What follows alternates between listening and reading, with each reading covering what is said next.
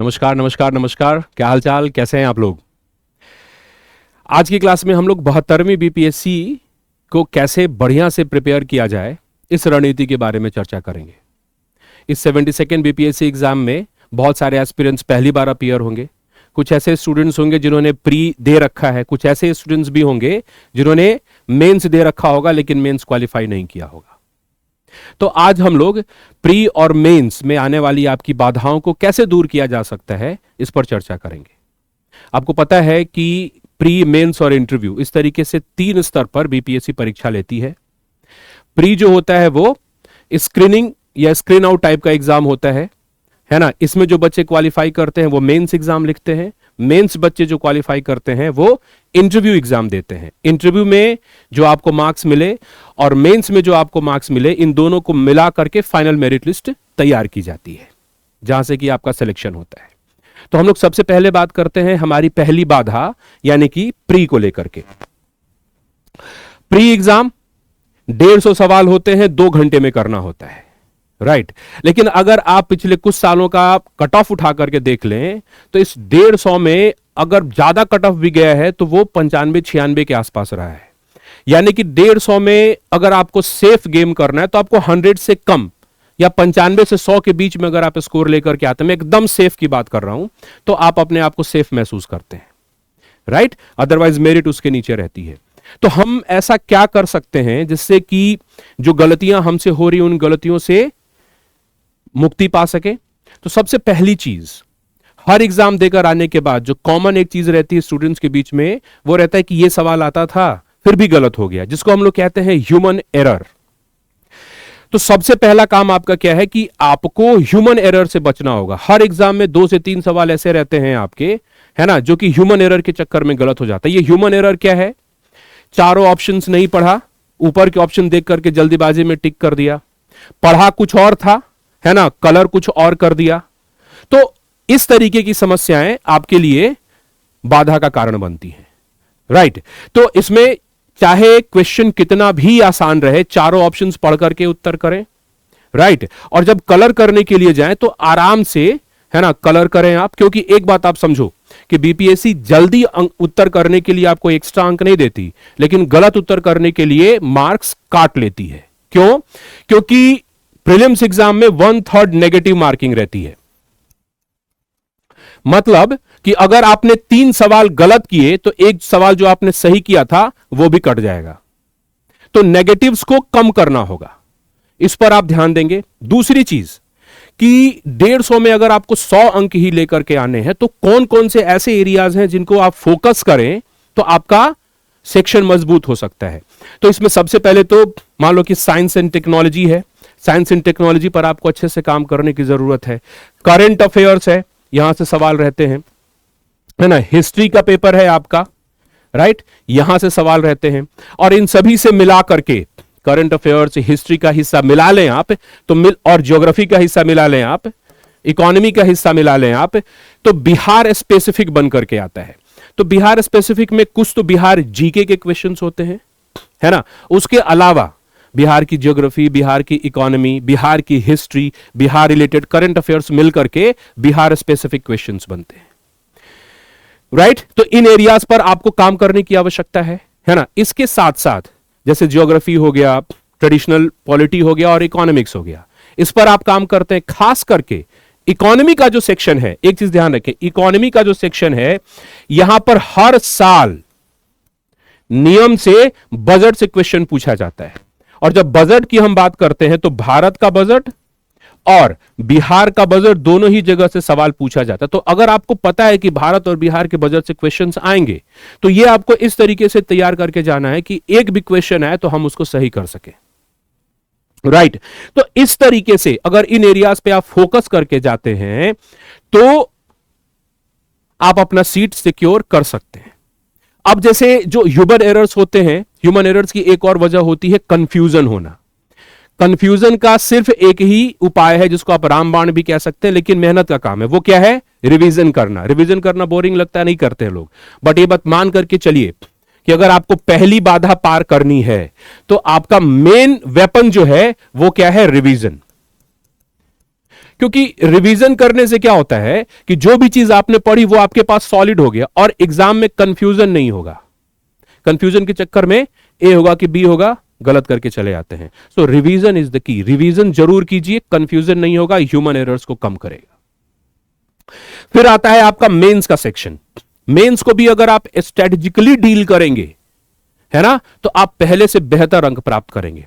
Mains में आपका GS paper 1, GS paper 2 और एसए, ये 3 पेपर है जिसके मार्क्स ऐड होते हैं। 300 नंबर का तीनों पेपर होता है ना, और हर पेपर के लिए आपको 3 घंटे दिए जाते हैं।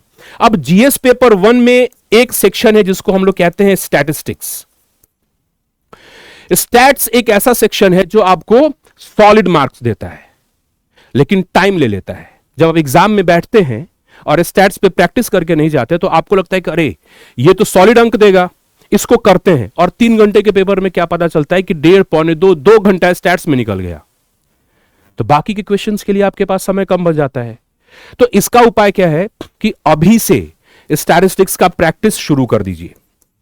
प्रैक्टिस करने का फायदा क्या होगा कि कैलकुलेशन आप 3 बार नहीं देखेंगे, है ना, बार बार कैलकुलेशन क्रॉस चेक नहीं करेंगे, कोई भी स्टेप मिस नहीं करेंगे, क्योंकि स्टैटिस्टिक्स में स्टेप्स के मार्क्स होते हैं, है ना। गलती नहीं होगी, फॉर्मूला आपको याद रहेगा, तुरंत बात समझ में आ जाएगी कि किस सवाल को किस फॉर्मूला के साथ पाई चार्ट बनाना है, क्या करना है, वो चीज आपको खट से आपको समझ में आ जाएगी। तो स्टैट्स एक ही चीज खोजता है, वो है प्रैक्टिस। छोटे सवालों से, आसान सवालों से शुरुआत करें और बड़े सवालों तक पहुंचें, लेकिन स्टैट्स प्रैक्टिस खोजता है। स्टैट्स में प्रैक्टिस करेंगे, जीएस पेपर 1 में आप अच्छा मार्क्स लेकर के आ सकते हैं। ये आपको स्ट्रेटेजिक पहल देगा। दूसरा पेपर है आपका जीएस पेपर 2। अब जीएस पेपर 2 का सरदर्द है ज्योग्राफी, इकोनॉमी से आने वाले क्वेश्चन और साइंस टेक्स से आने वाले क्वेश्चंस। अब अगर इसको छोड़ करके हम लोग पॉलिटी वाले, इंडियन पॉलिटी वाले सेक्शन को कहें तो इंडियन पॉलिटी से आने वाले सवाल लगभग सभी स्टूडेंट्स लिख करके आते हैं जीएस पेपर 2 में। आपको क्या करना है कि इंडियन पॉलिटी वाले सेक्शन को मजबूत करना है। उससे यह होगा कि कम से कम जो सवाल आपको आ रहा है वहां पर आप ज्यादा अच्छा अंक प्राप्त करेंगे। और इधर वाला सेक्शन खास करके साइंस एंड टेक, है ना, जहां से कि रहता ही रहता है सवाल, है ज्योग्राफी इकोनॉमी में मिक्स करके चलते रहते हैं, है ना। तो अगर कॉम्प्रिहेंसिव इंफॉर्मेशन नॉलेज है क्लासेस के द्वारा या अलग मटेरियल से, तो आप वहां पर मिला करके लिख सकते हैं। लेकिन अगर पॉलिटी वाले सेक्शन में आप समय रहते हुए, है ना, फिक्स टाइम में अगर अच्छा उत्तर लिख लेते हैं तो आपको एक्स्ट्रा टाइम मिल जाता है इधर दिमाग लगाने के लिए। तो पॉलिटी वाला सेक्शन थोड़ा स्ट्रॉन्ग करके जाइए। स्ट्रॉन्ग चीज को और स्ट्रॉन्ग करोगे तो बेहतर अंक मिलेगा। और दूसरी सबसे खास चीज है वह इन दोनों ही सेक्शन में आने वाले short answer questions. Short questions के साथ आपको क्या आदत बनानी है कि आप इसको पॉइंट वाइज फॉर्म में लिखें। पॉइंट वाइज फॉर्म में जब आप इसको लिखते हैं तो इसका फायदा क्या है, समय बचता है आपका और अंक पूरे मिलते हैं। तो पॉइंट शॉर्ट आंसर क्वेश्चंस को जब आप पॉइंट वाइज फॉर्म में लिख रहे हैं तो जो समय बचेगा उस समय का उपयोग आप लॉन्ग आंसर क्वेश्चंस में कर सकते हैं, है ना। लेकिन यह बात समझिएगा कि short answer questions point wise लिखने के लिए आपके पास उतनी जानकारी, सटीक जानकारी होनी पड़ेगी ताकि आपको कहानी इधर उधर नहीं बनाना पड़े। और वैसे भी कहानी बनाने पर आपको अतिरिक्त अंक मिलते नहीं है। तो यहां पर एक चीज का ध्यान रखेंगे कि मेंस के क्वेश्चंस में अगर आपको आंसर कम पता है, 38 नंबर के सवाल में थोड़ा सा आपको पता है, जितना पता है उतनी ही लिखो।